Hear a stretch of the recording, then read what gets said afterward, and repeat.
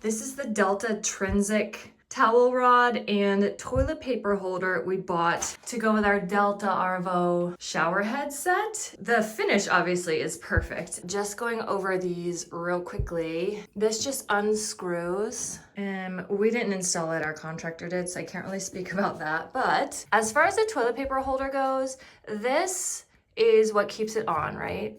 Keeps it in place. It doesn't move, it's all just stationary, so it's only going to accommodate a maximum size, but it holds like the giant rolls, no problem. One thing I've seen in the questions, it is not reversible, because if you do mount it the other way, then this little stopper will be at the bottom. You could technically do it, but then it won't have a stopper here, which honestly, it's fine probably, but it's best to mount it to the right, if that makes sense. Here is our whole vibe. Looks so great. It's really nice, and then you can use it for like a towel if you need to. You can use it as a towel rack too. And really nice finish. They match pretty much any matte black stuff. This is the Moen faucet. It all just goes really nicely. This is Delta Arvo, Delta Trinsic. Great set. They look nice, they work great. Love them.